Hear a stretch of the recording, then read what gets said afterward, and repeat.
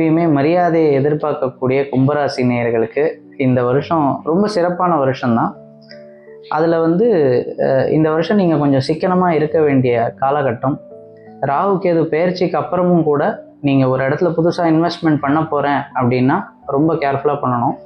அதே போல் ராகு கேது பெயர்ச்சிக்கு அப்புறம் உங்களோட 12ஆம் வீடான மகரத்தில் கிரகங்கள் ஏதாவது இருந்ததுனால் அது சம்பந்தமான ஹாஸ்பிட்டல் விசிட்ஸ் போயிட்டு வர்றதுக்கான வாய்ப்புகள் உண்டு. உங்களோட உடல்நிலையை நீங்கள் கேர்ஃபுல்லாக வச்சுக்க வேண்டியது ரொம்ப அவசியம். ஏன்னா குரு கேது உங்களோட 6ஆம் பாவத்தில் ஒன்றா சேர போகிறாங்க. அதனால் உங்களோட உடல்நிலை, நோய் அப்படிங்கிற ஒரு விஷயத்தை நீங்கள் ரொம்ப கேர்ஃபுல்லாக வச்சுக்கணும். உடம்பை நல்லா வச்சுக்கிட்டீங்க அப்படின்னா உங்களுக்கு நோய் வராது. அதாவது எனக்கு தெரிஞ்சவங்க ரொம்ப அடிக்கடி சொல்லக்கூடிய ஒரு வார்த்தை இது, உங்கள் உடம்பை நீங்கள் வருத்துனீங்கன்னா உடம்பு உங்களை வருத்தாது.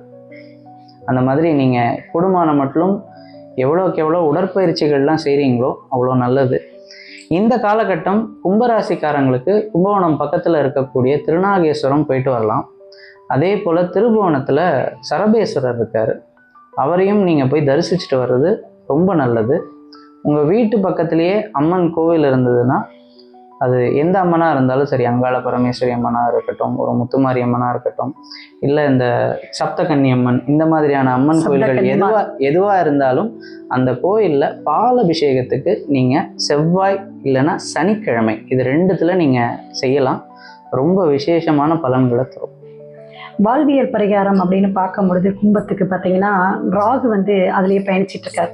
ஸோ இந்த ரயில்வே ஸ்டேஷன், ட்ரெயின் போகக்கூடிய அமைப்பில் அங்கே இருக்கக்கூடிய ஊனமற்றவர்கள், அங்கே ஏதாவது வயோதிகள் ரொம்ப கஷ்டப்பட்டுட்டு இந்த இதுல எல்லாம் உள்ளார கூட எடுப்பாங்க, தானம் தர்மம் கொடுக்கணும் அப்படிங்கிறதுக்காக. அந்த மாதிரி அவங்களுக்கு ஒரு ட்ரெஸ் எடுத்து கொடுக்கறது, சாப்பாடு வாங்கி கொடுக்கறது இவங்களுக்கு ரொம்ப சிறப்பை கொடுக்கும். பெண்கள், வீட்டில் இருக்கிற பெண்களாக இருந்தாலும் சரி, அல்லது கூட ஒர்க் பண்ணுற பெண்களாக இருக்கட்டும், அல்லது உங்களுக்கு உங்கள் வீட்டிலேயே சகோதர சகோதரிகள் இது மாதிரி, ஏன்னா செவ்வாய் புதனுடைய சேர்க்கையில் இருக்கனால அவங்களுக்கு பணிவிடை செய்கிறது ரொம்ப ரொம்ப சிறப்பாக இருக்கும். அவங்களுக்கு சேலை வாங்கி கொடுக்கலாம் ஒரு அழகா. ஏன்னா 3ஆம் இடத்துல சுக்கிரன் இருக்காங்க, அதனால இவங்களுக்கு அது கொடுக்கும் பொழுது அந்த பரணி நட்சத்திரம் சுக்கிரனோட இடத்துலையே இருந்துட்டு இருக்கனால உங்களுக்கு இந்த அலைச்சல்கள், பயணம் சார்ந்த பிரச்சனைகள், உடல் அசதி இதெல்லாம் ஏற்படும் கும்பத்துக்கு.